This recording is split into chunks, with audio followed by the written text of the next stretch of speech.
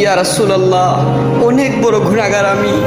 শুনেছি প্রত্যেক দিন নাকি ফেরেশতারা আপনার সামনে নামায় আমল হাজির করে। জানি না রে নবী, আমার আমল নামা দেখে আপনি কতটা কষ্ট পান। সেই উম্মত হতে পারি নাই। ফিলিস্তিনে ভাই বোনদের রক্ত ঝরছে, কিছুই করতে পারছি না। মাঝে মাঝে নামাজ কাজা হয়ে যায়, মা বাবার খেদমত করতে হবে সেটাও ভুলে যাই। কত শত গুনাহ করি। তবে রে নবী, একটা কথা সবসময় মনে মনে ভাবি, ইয়া রাসূলুল্লাহ, আপনাকে বড্ড ভালোবাসি, আপনাকে বড্ড ভালোবাসি। ফিদাকা আবি ওয়া উম্মি ইয়া রাসূলুল্লাহ, ইয়া রাসূলুল্লাহ, ইয়া রাসূল।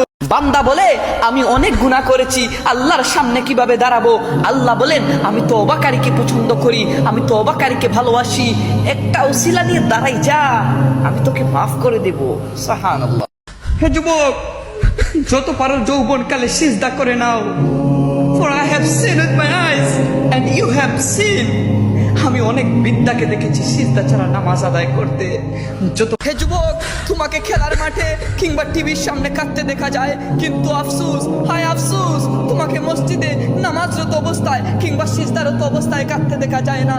জেনে রেখো যুবক, হুয়াল্লাযী আনজালাস সাকিনাতা ফি কুলুবিল মুমিনিন, যে শান্তি প্রশান্তির খুঁজে দিক বেদিক ঘুরে বেড়াচ্ছি আমরা, সেই শান্তি আর কোথাও নেই মওলার দরবার ছাড়া। সেই শান্তি যদি পেতে চাও মওলার হয়ে যাও, আর যদি মওলার হয়ে যাও, আল্লাহর কসম করে বলি পৃথিবীর সকল শান্তিটুকু তোমার হয়ে যাবে।